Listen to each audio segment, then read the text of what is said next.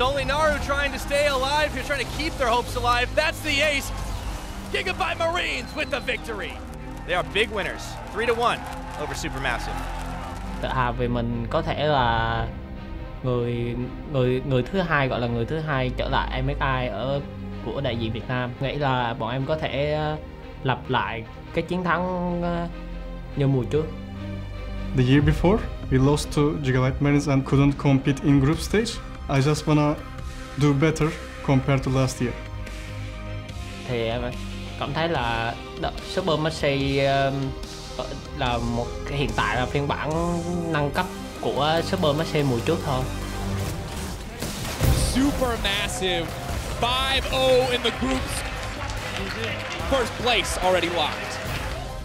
Không vì Supermassive đánh mà là dạng là thể hiện bộ mặt vượt trội ở cái vòng bảng đó mà tỏ ra sợ hãi, và chỉ là muốn là cảm thấy là cái đó chỉ là thước đo về năng lực của đội vòng đó để vô đánh với tụi em thôi. They changed mid lane. I think Optimus was better than him, I think. Gangplank thì cũng ở kim cương 2 Hàn Quốc thôi. Em chỉ muốn là giã nát Supermassive 3-0. Thì em nghĩ là anh ta đã hết thời rồi. Bây giờ là đến thời của em.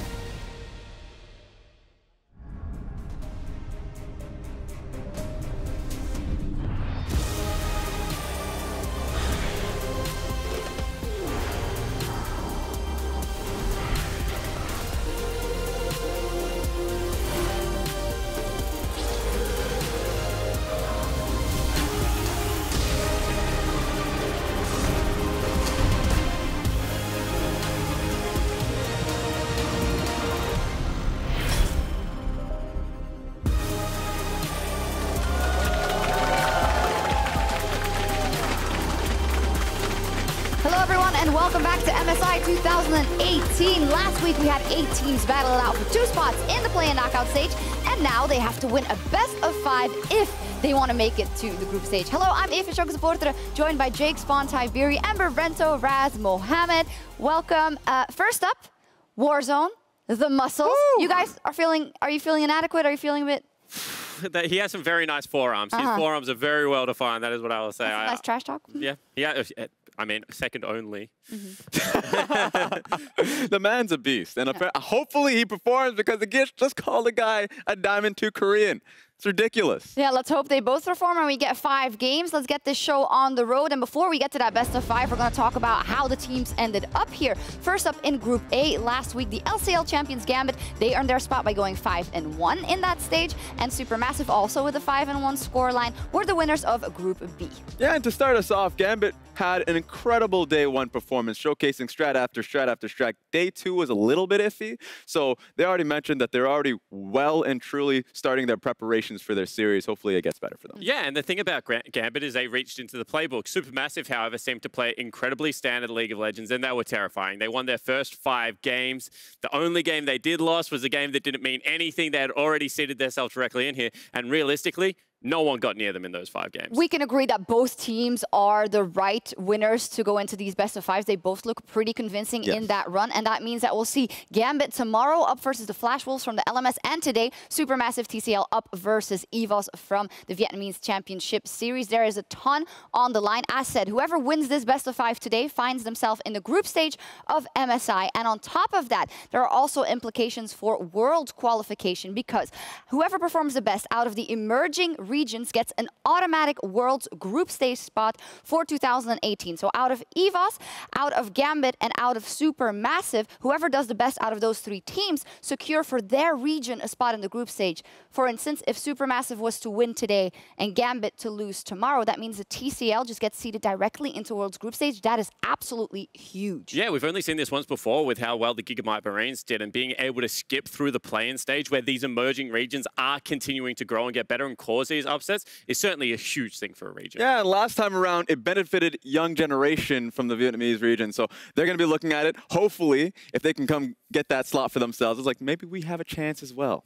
There's a lot on the line for the group stage and beyond, so to say. So it's really hard to put into words how much it means for these two teams. And it will be a best of 5 where we can welcome back Supermassive. They only got one day to kind of chill. Well, they won't have chilled. They will have practiced really, really hard because they're coming into this best of 5. And if we just recap where they came from in the TCL, they absolutely dominated in their winter season, 26-2 in the regular split. So off to a great start and continuing that run so far. Yeah, absolutely. And the scary thing is they said this TCL was actually harder than what they had to play in the play-ins in one of their interviews. So 26-2, 5-1, this team at the moment is unstoppable. Yeah, that's what's really worrying. The fact that competition was so rough going up against Dumbledore's team of the Royal Bandits. That was incredibly tough. So for them, it looks like they're just kind of smurfing in this one. But this lineup with the addition of GBM and with SnowFlower this year just seems to have reached a different level. They're still growing, and they're definitely growing under the leadership of these two guys. Yeah, absolutely. And that's what the Korean imports have been able to do to the region as they're picking them up, especially the experienced Korean imports like SnowFlower, GBM, and the coaching start coming over. They are starting to play a very clean, map-oriented League of Legends style. And I think that whilst in the past the TCL has always been one of the stronger regions, we're now seeing a new depth to that strength. And let's take a look at Supermassive's international performance at MSI, because they have attended every, or 3 MSIs in a row now, and they've attended every single final in the TCL. And well, they're going to want to build on that and do better, because it's always about doing better, getting to that group stage and getting more wins, getting 3 wins, getting 4 wins. Who knows where they can end up. Yeah, they've always been the team that's gone towards internationals, specifically the MSIs, time and time again performing. They just want to get better and better. So of course, you already mentioned that's why the roster is coming through, bringing in the Korean players, SnowFlower specifically. Feels like that's going to hopefully make this a little bit stronger resume. Yeah, and I do want to point out this 2015 fact. Dumbledore's first blood on FLICKR, never forget. Yeah, absolutely. And the thing is that these two regions have a lot of history against each other. 2016, it was actually Supermassive that knocked out Saigon Jokers. That was Warzone's old team. Last year, obviously, the Gigabyte Marines. So 3 times in a row, this is the deciding match who gets through. It's such a grudge match of Supermassive up versus Vietnam once again. But this time around, not the Gigabyte Marines. They are up against EVOS Esports. And thanks to Gigabyte's Marines' performance all through last year, the Vietnam Championship Series are now separated from the GBL. And they have a new champion. And EVOS actually beat out the Gigabyte Marines to make it here. And it just showcases how competitive the VCS is, because of course EVOS is the one that went through hitting the Gigabyte Marines. On a lot of the players specifically going through EVOS, even though people look at the team and it's like, well, it's not really recognizable, it's the players within that team that are incredibly recognizable. You can talk about all those players, Warzone, RonOP coming in from the Saigon Jokers. So a lot of veteranship in that lineup. And on top of that, of course, Stark, who we saw last year at MSI, he'd only been playing for a couple of weeks then. Now he's back, another year under his belt, and Slay also coming over. Yeah, absolutely. And that's huge shoes to fill, because this is your second MSI, and the first time you came here, you absolutely rocked the world. And I think that this lineup, they're going to want to prove that it is a regional thing. They're going to want to prove that it wasn't a Gigabyte Marines, that this is the whole of Vietnam that is this good at League of Legends. And we know that Vietnam has a huge fandom over there that is rooting for these guys. And as you say, after Gigabyte's Marine success, it must get in their head a little, because they have to perform, in essence, better than the Marines, who, as you said, rocked the MSI World last year. Yeah, but just the fact that they were able to beat the Marines getting to this point with the same strength in their jungler. So YiJin, I would love to see how he performs going into tonight, because in the VCS, he was incredibly powerful and was a main power point in how they play through top side. You're excited for him. Yeah, absolutely. I think that this is a guy that comes in and he has got recognizable names around him, but they certainly play towards that jungle, towards that top side of Summoner's Rift. And he is so incredibly aggressive in that final against the Gigabyte Marines over and over again, trying to invade. Sometimes it works out, sometimes it bites him in the bum. Well, let's talk about that top side of the map for both sides of a key matchup that I want to zero in fabFabulous up versus Stark. And fabFabulous, first off, in the group stage, he absolutely crushed it for Supermassive. And even though they like to play to the bottom side of the map, this guy was just doing it all by himself. Yeah, absolutely. And he does it on picks like the Gangplank, like the Shen that can have map-wide impact, but also is able to perform in the laning phase. There was one game in particular where GBM was ganking his lane on the Twisted Fate, and I think this is a guy that has so many strings to his bow, and not necessarily a place that you can attack anymore. Yeah, but I wonder how it's going to be going tonight, just because EVOS are going to attack him in the top side of the map. And even though we saw him weathering the storm during the group stage, it's going to be interesting to see. He's played up against Stark in the past. He's even mentioned it on the desk that he's a little bit afraid of the man. And I want to see how he performs. But interestingly enough, he said that Stark was already really good last year. But then you see, last time they met at MSI, he got 2 solo kills. He did really good, fabFabulous. So how different does this matchup look today now that Stark is more experienced? Yeah, absolutely. And I think the big thing when Stark was playing in these games, he was playing a lot of Gragas, a lot of tank disruption, the 3v3 skirmishes where he was really making his name. And I think the difference right now is he plays more fighter bruiser, whereas fabFabulous does seem to play a little bit more for the map now, Raz. So I think this is going to be an interesting clash in style because they're certainly going to go towards fabFab, and he has to absorb that. It is a game of styles. The fact that topside is going to be so much of a focus, and a lot of the victories from the EVOS lineup in the VCS were heavily impactful early on in the game, going towards Stark. I wonder if he's going to be able to get a lot of the benefits that he was able to get back then here. Who's better? Uh-oh. This is actually a really good question. Yeah. I actually think fabFabulous at the moment has performed incredibly well. He's impressed the crap out of me. The OPL MVP was Chippy's, and he honestly made him look bad in 2 games. Like, not average, like a bad player. Yeah, a lot of 2v1s going on the top side of the map, and he just was a Stark overperformer, if you're like talking about fabFabulous. So Fab Square's got it. So I'm hearing a bit of an advantage there for Supermassive in the top lane. So let's talk about the mid lane. How can we not, after what we saw in the opening video? Warzone saying, I'm not afraid of GBM. He's just a Diamond 2 Korean mid laner. Shots fired left, right, and center. What do you guys think? I'm going to fire a shot back because I think, in my information, that Warzone's played internationally a couple of times. And my stat right now, and until someone proves me wrong, is that he's 0-7 in international competition, and he was actually subbed out for Levita a lot of the time that they were playing Saigon Jokers in the 2016. So I think that that is a very bold call to go at GBM, someone who I think is having a great tournament. Yeah, the only international performance from GABM is this tournament, and he's been incredibly strong. The Vladimir, the Rise, the Twisted Fate, the man has been doing so damn well this tournament. Yeah, what I will say, however, is that Warzone in the finals was able to pick up a ton of kills. And a lot of the games he did carry through himself, play super aggressive on things like Cassiopeia, can be a pushing lane. So it certainly isn't 2016 anymore. He has grown a lot. And I want to see him take it towards GBM because they're fighting words off the rift. You got to be able to translate it into on-stage performance. And that is the big question because I hear from a lot of people that Supermassive is favored going into this matchup, but you can't really tell until they play versus each other. And that's kind of the whole system of a play-ins and from these emerging regions playing versus each other. You don't know until you set foot on the rift. Absolutely. Rift Rivals kind of gave us more information, but these guys aren't in the same group. So when you have a look at it, it's like, was Gam just a flash in the pan, or is this actually a deep region? And I think that when you have a look at it, stylistically, there is a mismatch. It's a quick team versus a slow team, top side versus bottom side, so you honestly don't know. Yeah, and I would say that I'm a little bit worried for EVOS just a bit, just because regionally a lot of it is just fishing for fights because the fights are going to happen. And it is Supermassive that have been the team that just don't take the bait. Yep. They're a team that goes into the later portions of the game, and that's where the magic happens. Yeah, absolutely. So TLDR, we don't know, we can't tell. However, I'm going to ask you for your predictions because you should know. You're my analyst. Who will win today, and how will they do it? All right, I'll kick it off. I reckon this is an absolute one-sided affair. I think that this series will be lucky to reach, an hour-and-a-half total game time. I think that this one is going to be solidly in Supermassive's favor. This will be a very clean 3-0. Oh, okay. Yeah, well, there we have it. I guess we agree, because I have it as a 3-0 as well. But if there is a game going to be taken, it's going to be... Caveat. Yeah, there's a caveat. I gotta get it, man. I'll protect my analysis. What were you going to say, Raz? I'm saying YiJin is a strong jungler. If he comes out performing on the Olaf today, then it will be a little bit harder for the Supermassive lineup. I still have it as a 3-0, okay? I still have it as 3-0. A bold claim saying that Supermassive will just completely run through EVOS. I have my prediction on Supermassive as well, but 3-2 because I like just the show to be longer and there to be more games to watch, and hopefully that is the case. Well, we'll find out very, very soon. We'll find out who will promote into that MSI group stage as we kick it over to the casters for Game 1.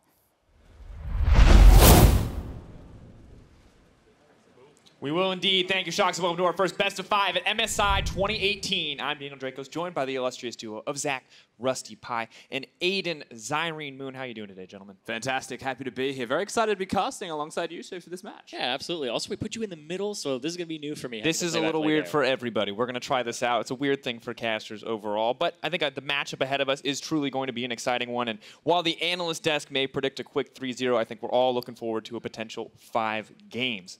However, let's take a look at the players battling it out for their tournament lives. Playing on the blue side in Game 1, it's EVOS Esports.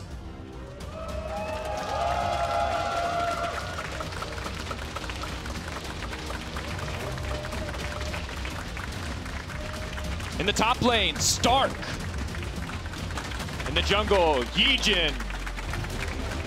In the mid lane, Warzone. AD carry, Slay. Support, RonOP. Coach, Violet. And their substitute top laner, Beyond. Facing off against them on the red side, it's BAUSuperMassive Esports.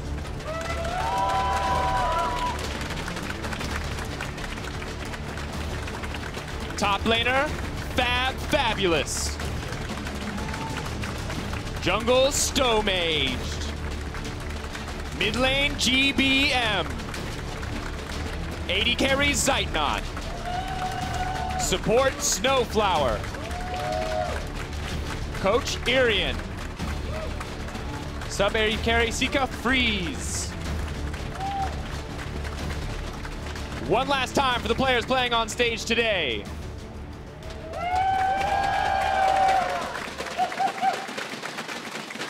Thank you, audience. And honestly, gentlemen, I'm truly excited to see how these styles match up. We heard it on the desk. Clash of styles, two very different teams. Maybe, you know, a little bit slower from Supermassive. Very, very fast from what we've seen from EVOS. And frankly, I think that's just going to lead to some bloody League of Legends. Yeah, and I like the fact that they're also kind of swapped in styles, where you're going to see the VCS, you're going to see EVOS play to the top side of the map with Stark and YiJin. And on the opposite side, you're going to be seeing Zeitnot have a lot of the focus for Supermassive. And when we speak towards the play-in stage of MSI so far, it is mostly around the bottom side of the map. Mid, jungle, bottom lane, all going to be a focal point, and very rarely do teams here play around the top side of the map. The one time we saw it, the team lost, and that was Kaboom from Brazil. So this will be a stark contrast to actually consider here. Can they play around the top side, EVOS, or will they get completely exposed by just the style of play compared to the meta here? See if the shifting pays out for them, because Stark has been kind of the crux for all of this action. And additionally, despite the fact that bot side was always the focus, we saw so many explosive games from top laners. Yes, junglers weren't there, but there were solo kills left and right as top laners went toe-to-toe. fabFabulous, more often than not, the guy killing people in that top lane. Yeah, and it was interesting because fabFabulous had kind of had a split where it was 2/3 playing tanks, 1/3 playing carries. Here, he's played 3 GP games, 2 Shen games, and then that one Ezreal game that I'm kind of not counting on the record because it was the one where they were just having a lot of fun. But both of the champions that he picked, the GP and Shen, influence the bottom lane from the top lane. Yeah, that's the consistency here. It's still tanks, it's still carries. They all have a global influence. And even something from GBM is that he likes to play the Twisted Fate even here and there. Does also roam around the map. And something about GBM here, I was kind of having a hunch that he plays a little bit more for the team than other mid laners we've seen, and the stats back it up. He only spends 55.5% of his time in the mid lane in early game, and that's the lowest out of all mid laners in play-in. So he's roaming to both side lanes more than anybody else we've seen so far. And we'll see where he puts that support today, as stakes are high for both of these teams. Win and in, you lose out, and you are done here at your MSI run as we end in game 1. EVOS Esports on the blue side, BAUSuperMassive on the red. Interestingly enough, Karma Rakan banned out by EVOS, noticing the tournament meta thus far, and the Kazakhs and Kai'Sa follow. Yeah. Kazakhs makes a lot of sense because there were 26 bans against YiJin's Kazakhs, and he's 5-0 on it, so this was the most banned champion against EVOS. Yeah, alongside the Camille's the other big champion that you have to be removing from EVOS. So Kazakhs, Camille, the 2 expected. Kai'Sa because they're on the red side. Rakan being banned is a very good decision away from SnowFlower, indicates they don't want to pick it first, but Thresh is still that other support. And that's the big one. Banned in every game against SnowFlower. We know he's an incredible playmaker, but we know that from the TCL, not from this stage. This man has not gotten a chance to play that champion, but maybe today is the first day as the Rise is banned out, and that Camille that you mentioned, Rusty, is up and available if Stark wants to go for it. Makes you wonder if they will go towards it as a first pick. It's usually not going to be seen immediately. It's no longer flexed like it used to be at the start of the split. You can see already they veered away from going for their jungler, their top laner rather, super early in place of getting priority on that Trundle. Yeah, I think that a lot has to deal with the fact that these top laners, they have a lot of counter picks, but GP jumps out to me as one that you can play blind and focus the bottom side of the map, go away from the GP lane, play safe, and then you're going to have a good time.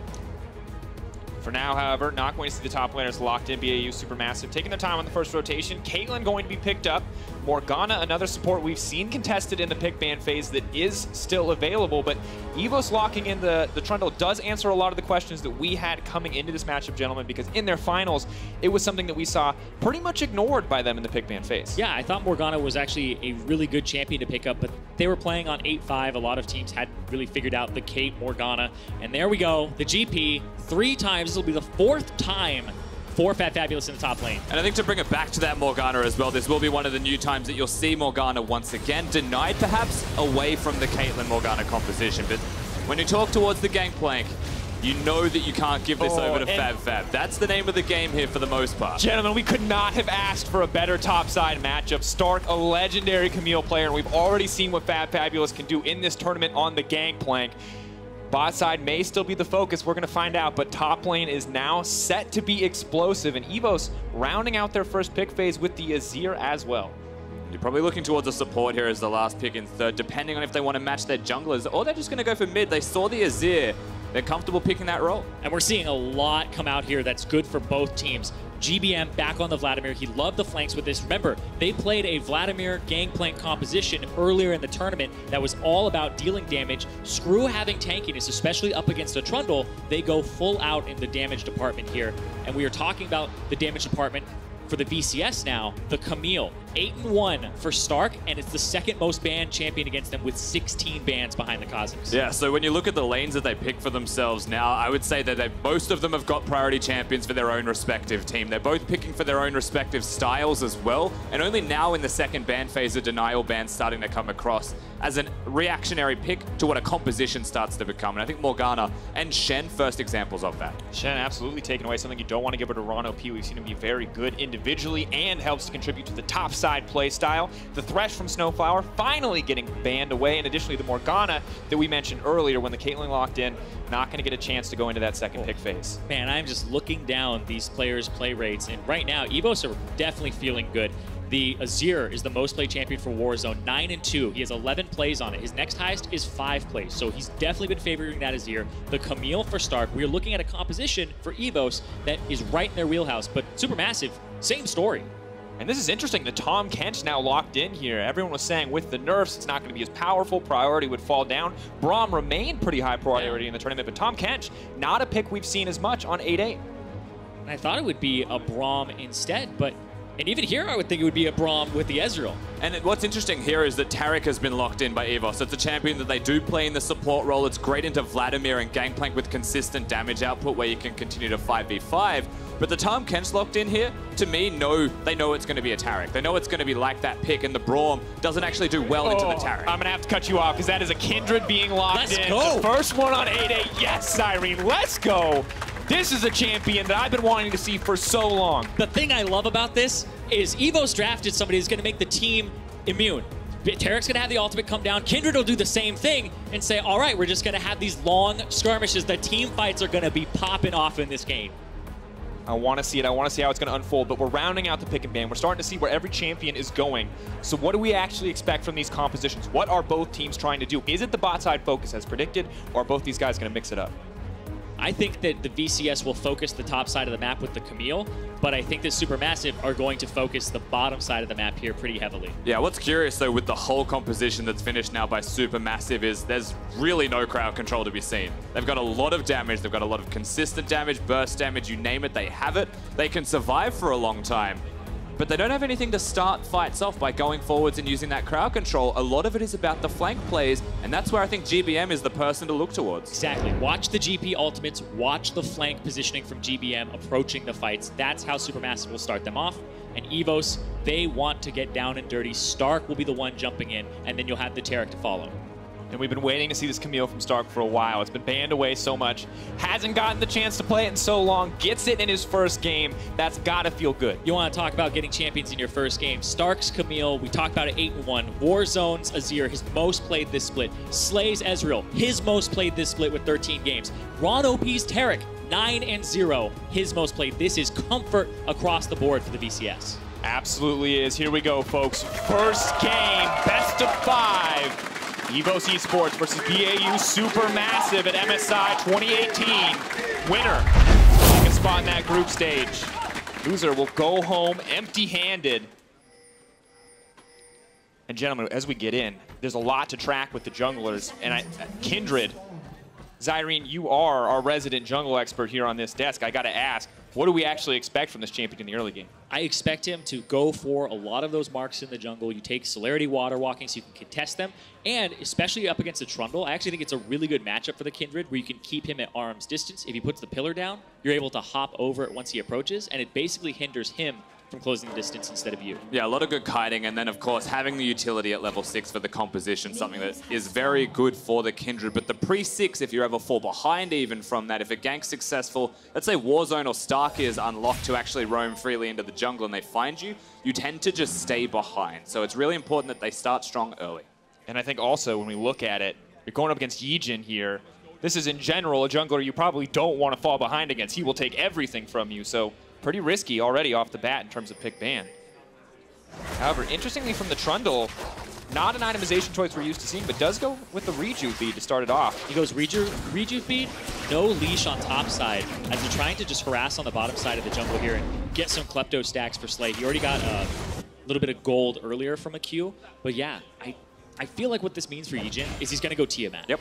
Something that a lot of Trundles don't really do. I think it's pretty popular in, you know, the LPL. Yes. So when you're against the farming jungler, someone that wants to get to 6 and tends to, you know, they might not invade you, they might not harass you. Kindred usually quite low in her early clear. You go for the Rejuve bead, you rush Tiamat, and then you can take Raptor camps. You have more priority on different camps, and the most important thing against Kindred is to try and deny her marks. And so you get to the scuttle faster perhaps in the early game, and then you start to hard farm for the rest of it. And getting the scuttles is a bit of extra gold, so may speed up that timing. And speaking of scuttles, YiJin did full topside clear into the scuttle crab here. That's actually really good because normally if you do a 2 clear into the other side, you put yourself in a position where you can't pivot to whichever level. Look at that. Stun Slay going inside on me already. Down first blood! That is the explosiveness we expected from the VCS team, but not this quickly in the game. They hit the double stun there, and they hit level 2 first. So yeah, they all in, and Slay, he doesn't get the kill, but he's the one who puts a lot of the effort in here. RonOP, this right there. Yeah. Whoa. You want to have the Tahm Kench not be with them, and even level 2 there. Level 1, he can't eat the Caitlyn, he can't stop the damage. Beautiful use of that level 2 spike on the bot lane. And if you don't know EVOS, now you do. If you don't know the Vietnamese region, now you do. They're aggressive, they will go forwards. The pure confidence that is there, they constantly fight in that region. They are insanely aggressive. And that's what you see, the CKPM, this is nuts. Almost 1 person dies a minute, people. Yeah. That is the standard for their league, and they're even lower than the standard. This is a non-bloody Vietnamese team. Yeah, CKM is combined kills per minute. That's basically how bloody the game is, how many kills and deaths there are. Vietnam, as a region, just has a lot. We saw there, it was 0.82 for the average of the region. EVOS, even though they're one of the highest in the entire tournament in CKPM, in their region, they're second to last. The region is really bloody. Oh, well, it looks like Supermassive may try to fire back. The trap is there. They're coming through, looking for the 3rd stack on the Kindred. Another kill return. Double TPs now coming in. Triple TPs, but it's going to be canceled. fabFabulous is there. Stark, 1 stack, is going to get knocked back by the pillar. Nice play by YiJin to save, but is it going to be enough? Auto attacks come through. Supermassive definitely coming out on top in the play. Yeah, really good pick onto RonOP. They're knowing he had no flash from the early aggression. They continue under the turret here as well. They're trying to keep this bottom lane down as the minion wave starts to crash. May even be able to deny a cannon here with the pressure. That's a really good counter engage from Supermassive, acknowledging what happened before. And this is the bot side focus we were talking about earlier. Once again, earlier than we may have expected, but everybody willing to burn those TPs just to show up for the fight. And this makes it so that once you get those summoner spells, the GP ultimate's even more effective. They didn't get much, though, out of EVOS. They were expecting to get a little bit more there from Supermassive side, to get some flashes maybe from Slay or even from YiJin so that it would be something that's more effective the next time.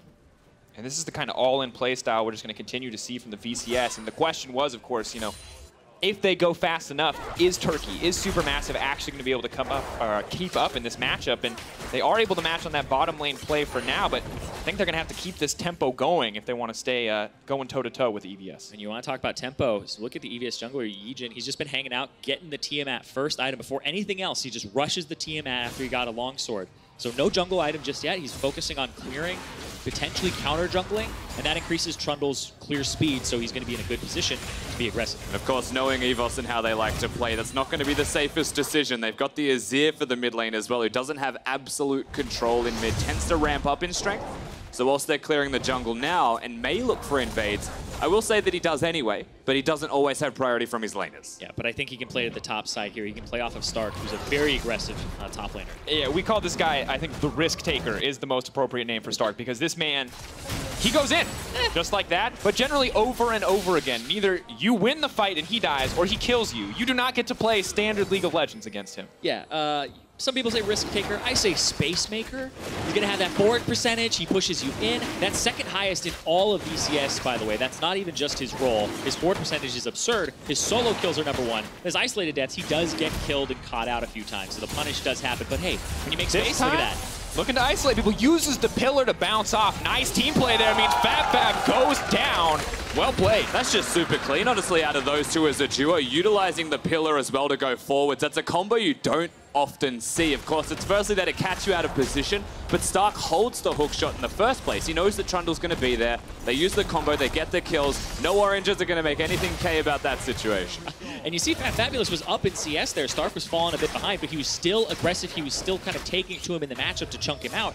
And fabFabulous said he knew that this was coming. When I asked him on the desk about his opponent, he said, I know they play through topside. I'm just not going to die. They make a liar out of him in the first 6 minutes here, and because they're so aggressive. And that's the thing. We've seen how good they can play around the top side, and they're going to open up this top side 7 minutes in. fabFab's going to do what he can to stop it, but the gold split between the two guys, and this is who you want to get ahead on this EVOS team, jungler and top lane. You can see Stomaged now moving to the other side of the map, perhaps to try and get a trade, but you can't really dive your opponents. You have to pressure them out with damage first. However, when you look towards Slay and RonOP, there is a lot of missing health there. They do have to respect this quite a lot. It's just that the rest of EVOS now, they've been unlocked. The turret's already gone, now they're missing. Do they come down and help? Supermassive for now are going to fire back. They got that Ocean earlier, so small objectives going in their favor, but the gold lead definitely still in favor of EVS here in the early game. Now as we continue, I want to check in on the rest of the lanes. GBM, this is a guy we expected to kind of put pressure all around the map. He talked about it already when he walked around the Vladimir, but it does feel like he has been pretty locked into that mid lane so far. And it's been a weird kind of selection here. He has the Ignite. I expect him to go for Shurelya's and potentially the Proto Belt on top of it. So he doesn't have Summoner Spellbook either, which is very common for Vladimirs to get TP or Ghost, but he's just being very aggressive and kind of playing for the lane phase here, but it hasn't amounted to much just yet. Taking the Airy and the Ignite, he hasn't been able to get anything done against Warzone, who's actually up in CS. And, you know, we kind of expect GBM to be this big playmaker for the team. We've heard from every player how big of an influence the two Korean imports on how this team likes to play the game. And SnowFlower and GBM both haven't really been freed up. Both haven't really been that active on the map quite yet, although this swap to topside may change that. Yeah, this is what you expect, of course, a Caitlyn getting ahead, the siege style of play that they used through the early to mid game. You broke the turret, and what's good from EVOS is they traded and they got the first turret, but you know full well that Caitlyn's about to swap to the opposite side of the map, and they're pretty late to react here, EVOS. They're very late to react, and also Supermassive are going to have advantage in map position. They already got the Drake on the bottom side, so there's nothing to take, and then soon the Rift Herald will spawn, and if you have control of the top side of Supermassive, you're going to be able to take more objectives on top of it. So the fact they got the bot lane and they swapped it is favoring them pretty heavily right now. Now bowling out the Trundle, RonOP there to heal up a little bit, but of course Ezreal's still pretty far out. Slay not going to make it to that tower too quickly. Most likely will be able to hold it, but Supermassive doing a good job. And meanwhile on the bottom lane, fabFabulous still enough wave clear to stop this Camille from doing much. And now GBM has the Shurelya's completed. I want to see how aggressive he gets in this lane because Warzone has no defensive summoner. He has the TP, so the Ignite could actually pay off here for GBM in the future. Yeah, he's not that defensive of a champion either, is the Azir. You have to use your E to disengage, get the shield, and run away straight away. And if you're using that, especially without blue buff, you tend to run out of mana pretty quickly through that lane. TP behind. Zeitnot still going forward, though. Two TPs going. Zeitnot, I don't think was ready for this one. SnowFlower is going to push back in. Beautiful spit out there coming in from SnowFlower. Gives up his life in the end. Still a great game from EVOS, but Zeitnot does manage to make it out. Aggression constantly. No hesitation coming out of the Warzone now. Does have to be a little bit careful. They're trying to find him. But the pick in the top lane, well executed from Warzone and from EVOS having 2 teleport locations. They did manage to make it out with Supermassive. They did save a little bit at least, but that very well could have been a double kill. And that confidence from RonOP on this Taric, so consistent in getting these fights kicked off. And we were talking, like, in terms of engage, it's Stark and it's RonOP that really do have to start them off. Warzone, if he gets aggressive, him too, but RonOP down the bottom side. Here comes Stark again off the pillar. Ulti pulling away with little resistances are there. Not going to connect the stun, but doesn't need it. Hextech ultimatum going to cut right through that GP. But another fight on the top side. Stomaged still alive. They're going to use the Caitlyn ulti, get a little bit of a heal. Gets in there with the tongue. SnowFlower finds the kill. Man, it's a bloody game already. It started off with EVOS being very aggressive, but their Supermassive do get one back onto Slay. And remember, they have to push that top lane wave, and so they'll have turret pressure in the near future here. But both teams are playing to what we talked about, their strength on the opposite side. And a lot of the game plan, you're right, is trading on the opposite side of the map. So if both people are strong in that respective lane, and Supermassive aren't diffusing the aggression, they're matching it, they're fighting fire with fire. We're going to hit a point in the mid game where it's a Camille against a Caitlyn. And it's just about who can do the most work between those two carries. And then you look at the rest of the team fighting, however, and this could be a very scary 5v5. Well, I think it's good you bring up the Camille because one of the rock-solid members of the Supermassive lineup is Zeitnot. And we saw this guy be clutch across the entire group stage leading up to this and just generally has been looking good. Caught out once, but those forward percentage, that CS, that kill plus assist, this guy has been clutch. Yeah, CSD is actually ridiculous. At 15 minutes, almost up 18. That's bonkers, to be honest. And in this game, he's about 10 up right now at 12 minutes. So it may just get better for him since they knocked down that first turret. We'll see what it looks like at 15 minutes, but he's just been somebody they can rely on, and that's why they're giving resources to him. I mean, the only person in the world that I've seen have a CSD that high is Uzi in his own respective league. True. And that's extreme. Definitely intense. You see those all-star AD carries in their respective regions usually dominate in that metric. Of course, dominating here on the group stage, impressive as well. But we look back at this one more time and just yet another well-executed play from EVOS. Yep, love the hook shot off of the Trundle pillar there, the combo, something that I don't think people have really experimented or experienced in a long time. But they're able to just pick him up, and you saw there, fabFabulous kind of knew he was dead to rights. Flash forward. Slay gonna burn the flash as well. Good damage traded back though. Slay very patient. RonOP comes in with the ulti. This will buy a bit of time. Kindred locked up, does throw down an ulti of her own. Buying a bit of space here as SnowFlower now moves in. Just a replay. Yep, I missed the replay. I didn't know how to let you down gently, Dracos. It was a replay, don't you worry. Well, that's the part of the play that we missed, so I thought I would play-by-play cast over it. You gotta understand, Rusty, if I see someone killing someone on stage, you have to do that every time or I'll just start going. No worries, I'll let you know early. Mountain Drake, though, of course, next up for Supermassive, they've already gotten the Ocean, so it seems like in terms of objective control, outside of that first tower, Supermassive's still very much in control. Yeah, they've been able to swap the map and get pressure in their lanes whenever they have found an objective that's up, because they even have the Rift Herald, they have the 2 other neutral objectives, and they've been actually really in control of the map. Whereas when I look at EVOS, even in their regular season, their Drake control was incredibly low despite being a dominant team. It was 55% Drake control. When you're a #1 team, and you still coin toss on Drakes, that's actually insane. It feels like EVOS don't favor Drakes at all, and they go more towards just lanes and skirmishes. We're hitting the extreme point in this game where the constant pressure to the lanes of strength is continuing right now. Trundle hovering bottom lane, looking for an opportunity. Perhaps they may look towards the turret, because again, on the opposite side, you sit in the 2v2, you have a great time by, oh my god. GPM with the all-in. Ignite's ticking, ult's going. Not going to burn down in the end, but it will force Warzone out of lane.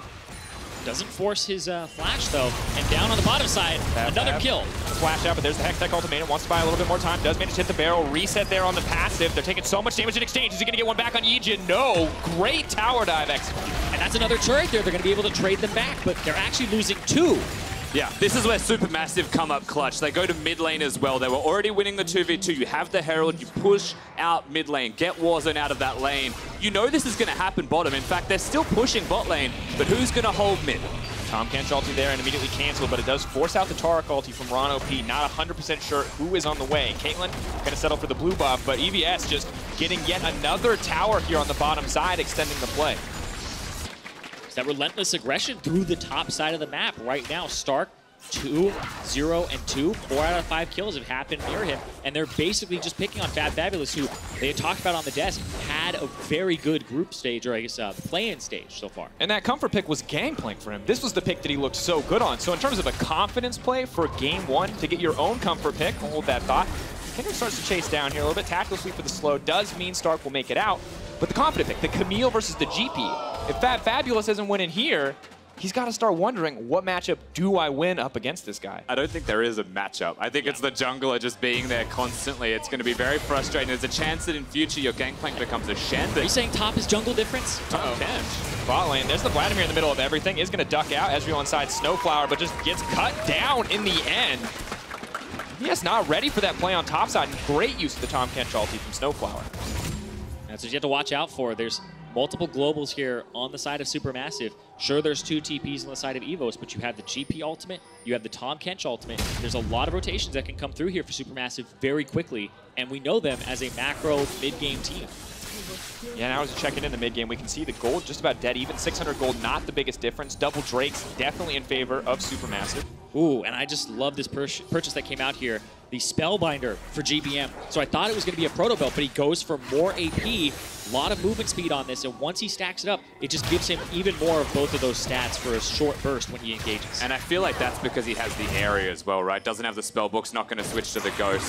We get to watch what happens in the top lane, which is basically just an annihilation of Slay's health bar extremely quick here.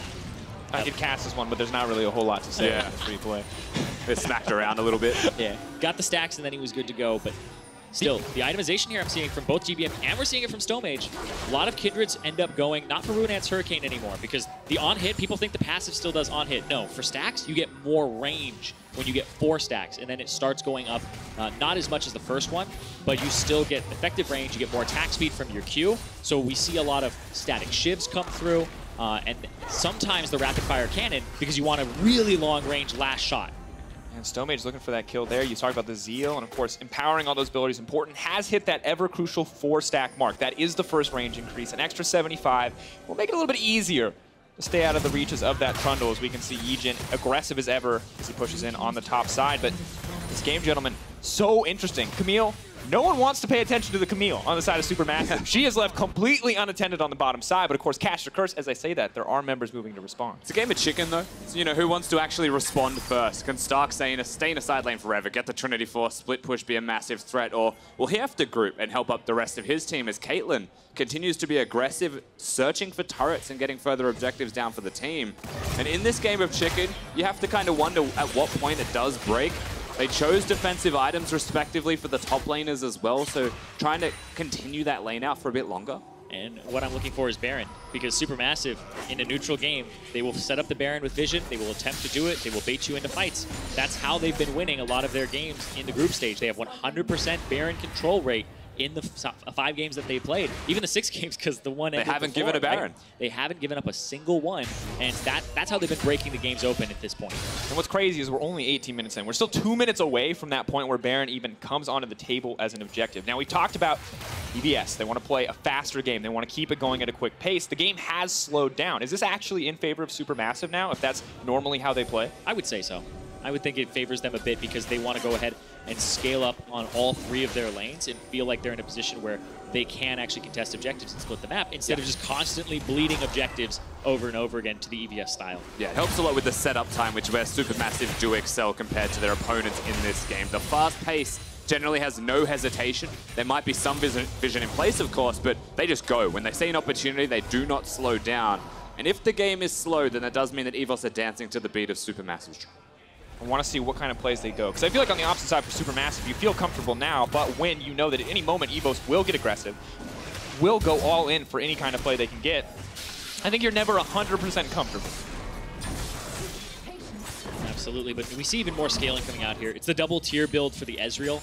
This has really good synergies. The fact he went Trinity Force as well, I believe, doesn't make it so that your adaptive stats actually go over to AP. They stay AD because you have that 25 from the Trinity Force. So this gives you a lot of damage behind your Muramana, gives you a shield, and it makes it so that Vladimir, you pretty much never end up running out of mana. You constantly just throw out the Qs. And you hit a really good point in CDR very early in the game at 45. And important because one of the things we talked about is the Supermassive approach to the draft, which, if I can quote you, was screw tankiness, no CC, and lots of damage. So a shield feels pretty important. GBM definitely going to not worry too much about that shield from Warzone because Warzone caught between a rock and a hard place. Mages get taken down. Tide's Blood comes out. 1 kill.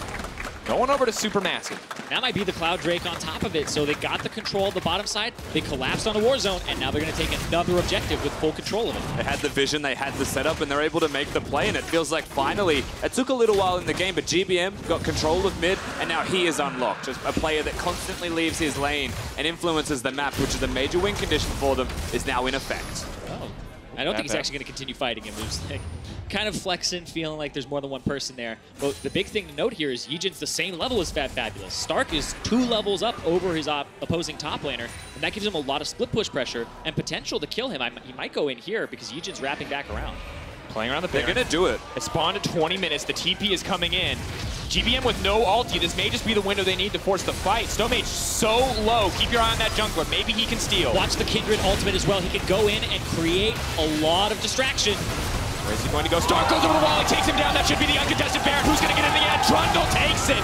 Supermassive now looking for the fight. They got blood in their eyes, and they need to find some kills. They're going to bring it home. 2 for the Caitlyn, 1 for the GP. SnowFlower looking to bite down on that Trundle. Troll for breakfast, not a problem. GBM cleaning it up. Yeah, only Stark makes it out with the Baron buff, so he's the split pusher, but at the same time, Supermassive gets to get more. Yeah, definitely pushing forwards now with 4 people dead for 20-odd seconds, 10 on RonOP. An opportunity to get a turret will at least present itself, equalizing the gold that has been gained by EVOS throughout that Baron buff. Now, there is a chance still to push forwards with that split pusher, but they have to group with him now, and suddenly that goes against what they're trying to do. Exactly. It would just have to be off on the side lane. He has more pressure on the GP. But right now, that actually caught fabFabulous up a little bit. And we said that Supermassive hadn't given up a Baron all tournament. First Baron does go over to their opposition, but they end up having a little bit more out of it. They got more gold off of that trade, and now the gold is actually a little bit even with them ahead. And hold on, Stark's fighting. 3 members there. fabFabulous is set to fall. Tahm can try to get him out of the situation, but now Stark's the one running for his life. Does manage to make it out. I mean, that's the Baron buff, so if he died, that would have been fantastic for Supermassive. It's good that he lives, but they do have to get the flash out of him. The summoner spell's gone. He has no teleport as well. Not the ideal situation to be Camille. And despite the fact that we thought the team would group, it's 3 members on the top side continuing to push her in. Still, we see so much support given over to Stark. As he pushes out that lane, now maybe we see the group in the mid lane, but for now they're backing to buy items. And we talked already once about how the breakneck pace of this team, of Vietnam as a region, can make it difficult to respond. Supermassive, I think, looked pretty unprepared for this play. Yeah, it looked unprepared, but at the same time, I think they approached it correctly. That's such an early Taric ultimate that they get to wait it out. Stark goes over, he's the one who has a lot of the gold to kill Stomaged, so he's not in this fight now, that they all get to push them up against the back of the wall. They weren't killing it fast enough, and Zeitnot got to just make a Trap-Palooza in the front of the pit, so nobody can actually escape it through that route. And you can see the idea with the Taric ultimate, but I think it was just a little bit too early from them. So the Baron was secured in the end, yes, but then they just go forwards, and they are again. Stomaged, Caitlyn ult's coming out, no one there to body block. Kindred on the hunt, one more auto to do it, takes him down, gets the red buff as well. Nice little prize there for Supermassive. Oh, RonOP, he's in no man's land. He's gonna get taken out as well. GBM with the casual kill, and now Stark might need to run. Multiple members coming down onto him. He definitely has to run, but on the opposite side, they are pushing the bottom and the mid lanes here for EVOS. Looking good for them. They're splitting up the map. They're creating space for each other to work with. Of course, losing 2 members not ideal, but they are going to get a tower in the process. It feels like Supermassive aren't quite ready. Though? Will they lose anybody for this? Looks like no, they're going to be able to regroup. Yeah, they should be fine. Probably get away, yeah. And Warzone here as well, so fabFabulous has to be a little bit careful. Stark seeing a potential opportunity, not going to go in. Just use the hook shot to make his way out. Kindred secures the blue buff. Supermassive get control back over their jungle and are now looking to take a little bit away from EVOS. And despite a lot of the thoughts of, hey, Supermassive are going to just crush 3-0 on EVOS, this is a very even game here, and this is pushing Supermassive to the brink. They're having to pull out all the stops from a macro perspective, and EVOS is definitely testing them in this first game. It is still pushing their temperament. Will they slow the pace of the game down? Supermassive do feel like they are answering the tempo constantly as well. This is an example of that. Pretty much immediately after the Baron goes down and is secured, they've acknowledged one lane has it. He's going to be the focal point. Let's get to him before they do, before they can group and set up vision. And even during this play, it doesn't look like EVOS are going to set anything up. They're not going to slow down. They're just going to do it. So you can make those plays. And I think Tahm Kench is a brilliant pick right now. Yeah, it definitely helps them with a second global on the opposite side of the map to kind of answer plays. And something I want to talk about here is it was the Phantom Dancer that came out for Stomaged. And hold on, they're actually diving top lane. There goes the Taric proc a little bit early. He's trying to stay in the GP. All does get pushed out, but can't go anywhere else. That's a kill, but meanwhile in the mid lane, Stomaged doing so much damage out on RonOP. Can they kill him? Yes, they can. Taric ult not going to connect. SnowFlower zoning off Slay. Inhibitor tower in their sight. The minion has died, though. This one's going to take a long time to chunk through. GBM with the aggressive play. Forces a little bit of movement out there from Slay, but does not connect. Top tier 2 going down. In the meantime, this is a good trade for Supermassive. They can close it. Exactly, but on the top side of the map, they're going to try to chase here in mid and make sure that Stark can keep pushing and then potentially wrap around afterwards. Oh, it's a little bit hard, though, because Zeitnot just chunked Warzone out. YiJin trying to find the flank, but not quite so easy when the mid laner's at 50%. They're trying to stall so that Stark can split push and potentially answer the trade in an equal fashion. Yeah, stop the recalls. He may be able to get the inhibit. Very unlikely, however, that he would get that because they can walk the entire distance. However, a lot of turrets go down. It's an open lane. Supermassive trying to collapse. Yeah, if they try to collapse on him here, it creates space for the bottom and the mid. We'll see if EVOS end up pushing that in, but Stark will potentially get away here, but there's Cloud Drakes. Ooh, and Zeitnot has to be careful. A lot of burst damage in that Camille kit. Is he going to try to turn it? Pool goes out. Stark now running. No chance. Oh, adaptive defense is so close to taking him He down. had to ignite him, because if he had actually just waited for it, he would have probably died because the adaptive defense is there. So the ignite burned through the magic shield and did true damage. Well, EVS, they are going to make that response on the opposite side of the map. Kill does go over, but they are going to get a Mountain Drake of their own. First objective for them to really fight back with outside of the Baron that didn't quite go for them as planned. And I think 26 minutes in, outside of the Dragons, this feels like a dead even game despite everything we expected. But it's not order, it's completely chaos. Right now across the rift, skirmishes are the name of the game. Supermassive are grouping, they're trying to team fight, but EVOS are just saying, absolutely not. Why would we group when we could split push constantly? And that's their win condition currently. At a certain point, they have to group up. But they're trying their hardest to win without it. And this is one of those win conditions where it could be the way you lose the game as well. If you are having somebody split push, you're at a numbers disadvantage and a hard engage. And Supermassive have been forcing that with GBM, SnowFlower, and even just the GP ultimate from fabFabulous. So it could be the undoing of EVOS, but it is kind of their shred of hope in this game to close it out via Stark. And also, EVOS have to be careful because GBM 503. This Vladimir is so strong. 3.5 items completed along with the boots.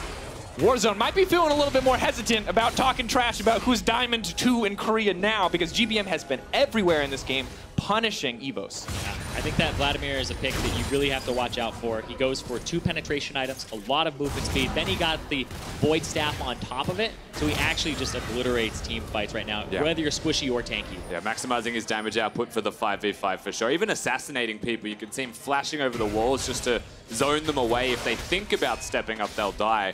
Very confident play coming out of the mid laner of Supermassive, but at the same time, he's got the team working around him.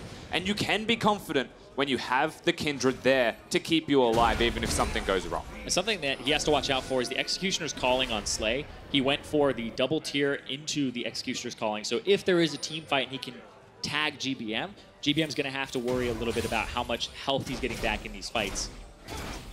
And this gold graph, gentlemen, tells a very peculiar story about this game. Already you can see, hey, 20 minutes, that Baron comes through. A little bit of a back and forth. That big spike is the Baron. Supermassive going to look for a big spike of their own. But it's basically been within 1.5k the entire game, back and forth. So once again, the Baron on the table, it's what you have to watch out for. You also have to watch out for the split push, though. Gangplank is on the bottom side. Stark, though, has to be careful. fabFabulous still does a lot of damage here. Starting to see the matchup shift in the favor of fabFabulous despite all of the aggression in favor of Stark early game. Yeah, it looks like he went underneath the turret and took a decent amount of damage there, and that definitely, you know, puts a damper on the Camille. But I want to see what Stark does now. He has the Ravenous Hydra. That means you can full clear the enemy jungle and actually heal up from it. So if he goes for waves, if he goes for the enemy blue buff, he's just denying some resources. They're picking out on bottom side. They want to get the TP. A little bit of vision here, though. They do know that this is going down. True Shot Barrage is going to confirm any suspicions. Zeitnot throwing in a little bit of poke. Have to be careful around that trap. A lot of damage could come through. That's a lot of damage. Yeah. That's that double tier build you're seeing. Just the poke is immense. And most of that is because the Murana gives you more damage based on... Wait, hold on. fabFabulous. Goodbye. They wanted to make a play around the Baron. They're going to have to sacrifice that bottom side. And now things start to get really spicy for Supermassive. They had control in the river. They were looking at the Baron as their point to trade where they had strengths. And now they're on the back foot. It means that EVOS can step up. They are right now. Yeah, and that's Stark, level 17, 30 seconds on fabFabulous. They're starting up the Baron. The TP is available. But even if it's a bait, Stark will still have pressure. So what is it, GBM? Goes over the wall, uses the ult. Stomaged trying to buy a bit of time. RonOP has left the pit. Kindred can't smite it away. The Baron is going to heal up. They're going to try and take him down, but it's Trundle left on his long smite. Azir getting it in the end.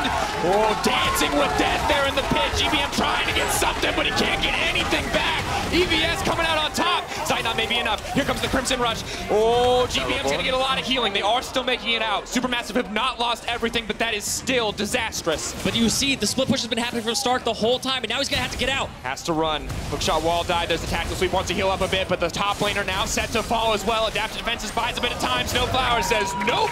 Eats him up and takes him down. And completely denies him. Most of the Baron buffs now completely gone. EVOS make a great play looking for the Baron. They want to focus 2 different places on the map at the exact same time. But Supermassive do stand defiant. They get the response in, and they make sure that nothing in this game is for free. Man, Zeitnot did so much in that fight. He basically was the one who killed Slay, and I think he even had to go through the Seraph's Embrace shield during that fight. He just crit him.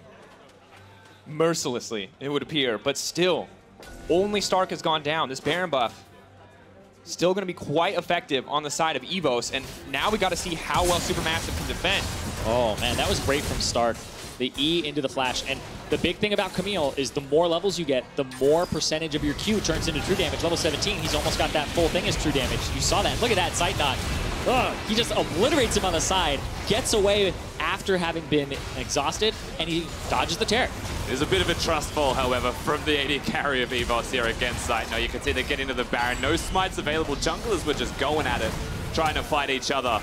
In the end, GBM does get focused quite heavily, but they have to run away because the teleport also even coming and getting cancelled is a big part of why they die in the top. I believe courtesy of SnowFlower there in the base. And now we get to see Supermassive. You've been playing with the lead in every single one of your games. How well do you play from behind here? EVOS with 2K, that's not the important bit. It is the Baron empowering them as they push down these lanes. Can they keep the tempo up? Supermassive, can they respond as we get further in the game? Yeah. Remember, the Baron #1 was only onto Stark. This time around, 3 people have it. They're team play members as well. So while Stark doesn't have it in the side lane, the group, trio in this case, actually does. And they're 1-3-1ing with their double teleport. And this is kind of something they had set up for from the start. And GBM, he's going to have to answer Warzone here. Has he seen him? He has now. Trying to go in, actually wants to fight. Warzone does a lot of damage. GBM trying to buy a bit of time. There comes Caitlyn going. Ooh, beautiful team play to bring it in. Warzone saw a 1v1, but now there's one on the top as well. Stomaged still healing up. Stark gonna get taken down. Members being picked off left and right. These are both the split pushers. You have to be able to cover them with vision and collapse at the right times, and that's exactly what Supermassive are doing. GBM was able to get behind and then caught Warzone off guard. But are they collapsing at the right time, or are EVOS pushing at the wrong time? That's the age-old question that we'll have to explore here. Stark, he knows that his other members are fighting on the bottom side, doesn't really notice that Stomaged is here and sees an opportunity, perhaps on the fly, to take the kill, but he was already out of position. His team's in mid lane. His mid lane is dead in bottom. Yeah, what you doing? I think he's just trying to create space. Hey, he definitely made some space. Sadly, it was just for Warzone to fall as well on the bottom side. Team not able to get anything back, may not even be able to hold on to this inhibitor.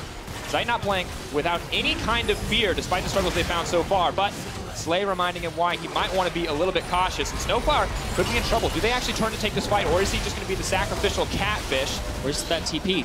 Oh, TP from fabFabulous. Warzone coming into the mid lane. Oh, another. Another one. Fabulous. This is not what you want to deal with. The movement speed is there. Warzone trying to throw down a bit of damage. The rest of the team just retreating. They're willing to sacrifice fabFabulous as well. Here comes the E from Stark. Taric, this is not what you can afford to miss. There you go. Tactical sweep. Takes him down in the end. EVOS getting a kill back. And now's an opportunity for them to have not just 1 kill, but 2, and they're already next to the base of Supermassive. Top lane is exposed, so they could just walk up there if they would like, but why not threaten the mid lane and get all 3 if you like? Yeah, I think they might get all 3 here. Pushing up, you can see they just obliterate that turret. They have 1 Mountain Drake to their name. They might just try to end the game here. 2 members down. EVOS looking for the first win. Good momentum. Beautiful start. Goodbye, Zeitnot. Stark hitting home. Stomaged running for his life. GBM in the middle of everything, but it's not going to be enough. The shutdown coming through. EVOS, 1 tower remaining. Minions are there to back them up. SnowFlower, not enough to take it home. Ladies and gentlemen, game 1 going in the favor of EVOS. That's how they want to start it. exactly how we thought it would play out with the way that the lanes were going. Stark, the star of that game, and then Zeitnot and GBM, the ones trying to carry their team. But oh man, looking at fabFabulous' scoreline, 1-6-5. He was bullied by EVOS, and that's something that, as we go forward in this series, they have to think about. This man was the king of Gangplank in the group stage. Now he might have to take a step back, be the king of tank duty as it goes through, because Stark absolutely crushing on the top side, and clearly something has to change for Supermassive, because you cannot give that champion to Stark. They managed to make their composition work when they didn't have a lot of crowd control, Supermassive, for a significant part of that game, but it was the objective control, getting around the Baron, looking for these major focal points where they started to get pulled apart. And I do think that is something that the composition can actually be mended by if they get something else. Now, I'm not going to say that it's just tank duty for the top laner, because he's now trying to clear waves as well against the relentless split pushing of his opponents.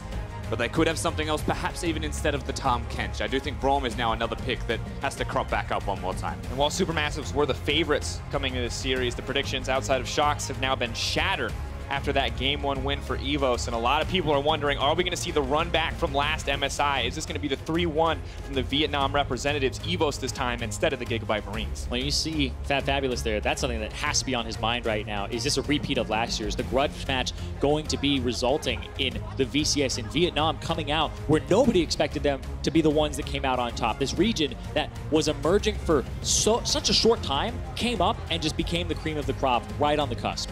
And I feel like we never learned, because we saw the same thing last year when Gigabyte Marines came in and they proved everybody wrong. I feel like we always, analysts, everybody looks at Vietnam, you look at their regional play, and people always underestimate these guys on the international stage, but today they are showing up. Now for a closer breakdown of Game 1, let's hand it over to the State Farm Analyst Desk.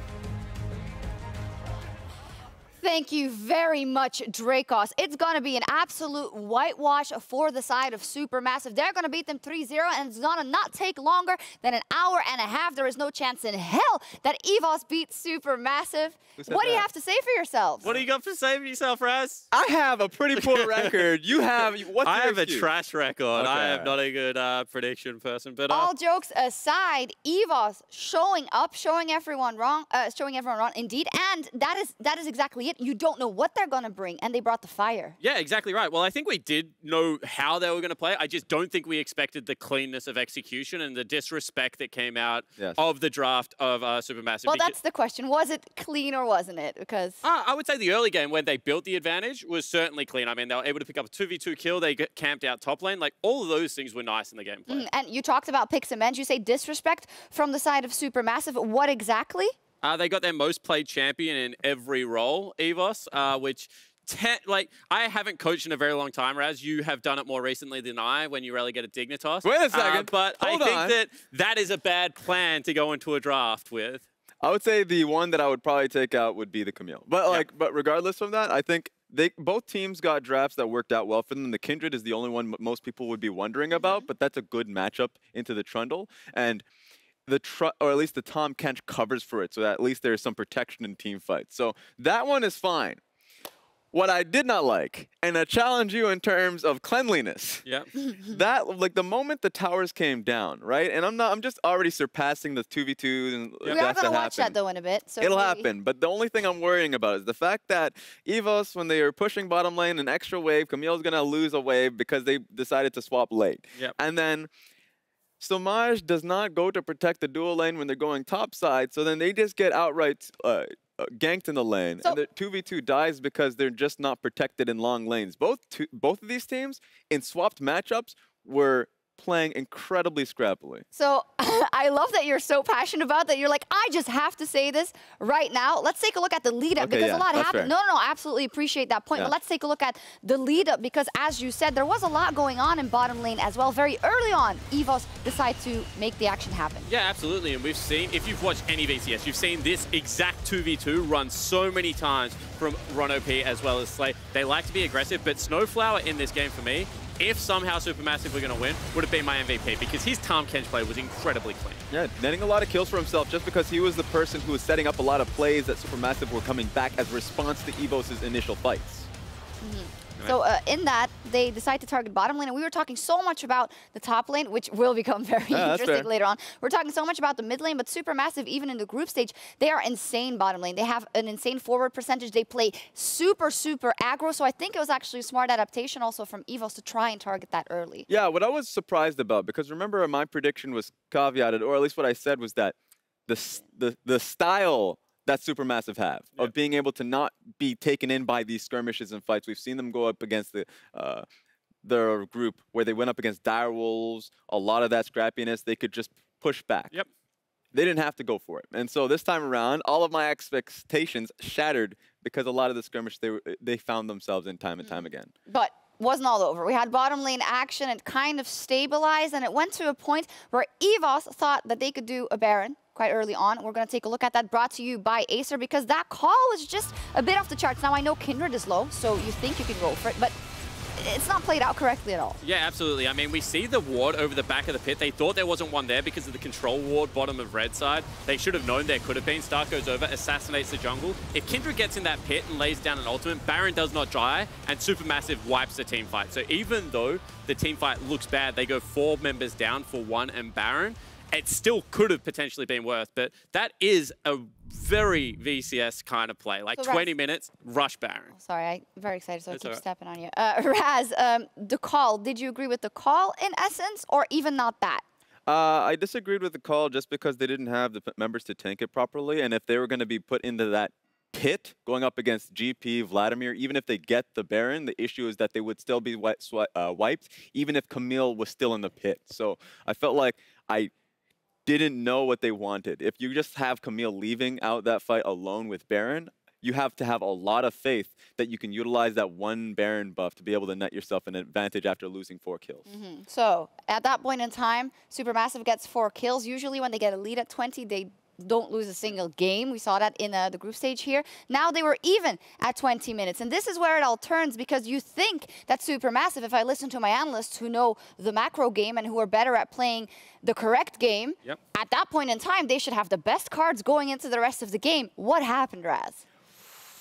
Camille happened. Ravenous Hydra Camille stuck to the side lane. Now remember that play when they were going inhib trade bottom lane for inhib trade top, because I thought that was a really good play from EVOS, being able to hold the enemy team so they can get a top lane tower. And it just became that Camille was suddenly the tower hunter, the objective hunter. It was just going to be all on Camille to be able to find those lanes and find GP specifically, because that was fabFabulous getting caught out. And this was the matchup we were looking at, that top lane rematch, Stark versus fabFabulous. A lot of hope for fabFabulous to do good, but that Camille rinsed them. Yeah, absolutely. I mean, what had happened earlier is Stark had forced him off the turret, and fabFabulous had to burn ultimate. That means that they can go for the second Baron play of the game.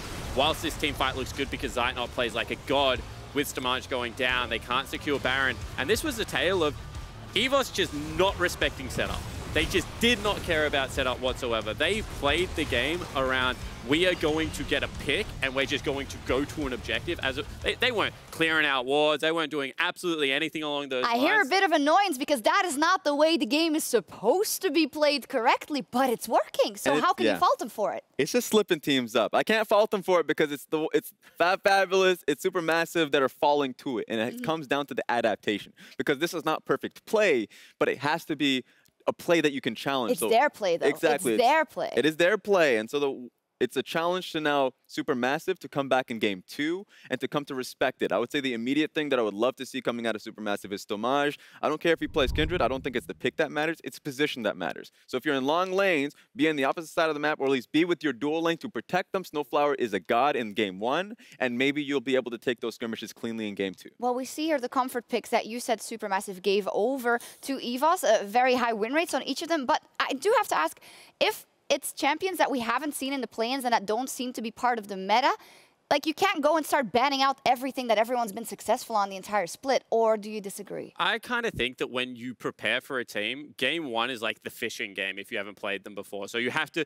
because you look at something, you say that's really sloppy, and then it's played against you and you're like, actually, it's really effective, that aggression works. Yeah. So I think that I would have got rid of the top side, because we keep talking about it. Like, it is a telegraphed play style that you know they're going to play that, and Camille is his most comfortable champion. So I can excuse a Taric Ezreal, maybe you're not expecting a level 2 all in, but Camille does the same linear thing split push all day, and if that is not what you want to play against because you want to play bottom lane focus, you have to respect that. Yeah, and I don't respect the Azir pick because Gangplank was doing incredibly well in the Vladimir matchup, so he is going to be hunting for it. The Ezreal and Taric were sure they had a really solid play on the bottom side of the map, but you can play very well with the Camille as well, or at least the Caitlyn.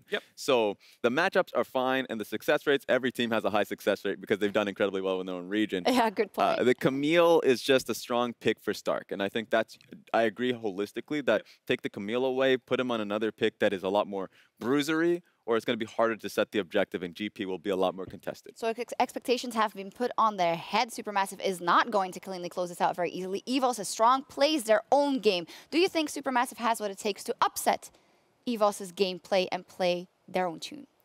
Look, you asked us first time around, and we said 3-0. We were wrong the first time around. You can change your prediction. I ain't changing anything. Oh, I kind of have to. 3-1. Yeah, the series starts now. I think that we said when we were looking at the other GPL region that they kind of hit you once and then the response comes out. This game will tell us a lot because the game kind of got out of control, got very degraded and scrappy. I'm still sticking with a 3-0. The series starts now, but you're disqualified. Okay, but I think they're much better than I thought they were. Credit where credit's due. EVOS is a much cleaner, not cleaner, much quicker team than I thought they were. Sticking to your prediction, I'll talk to you when EVOS go up 2-0. We'll see. When we return, we'll find out if Supermassive can bounce back after that loss. Don't go anywhere.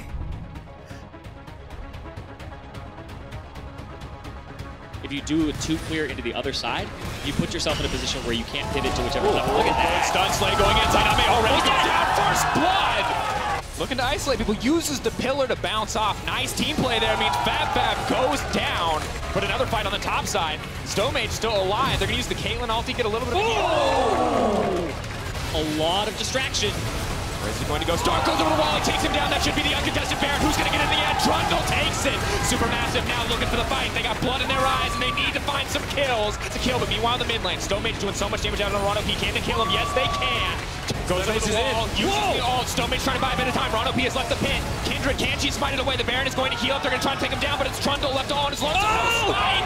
Azir getting it in the end. Not enough to take it home, ladies and gentlemen. Game 1 going in the favor of EVOS. That's how they want to start it.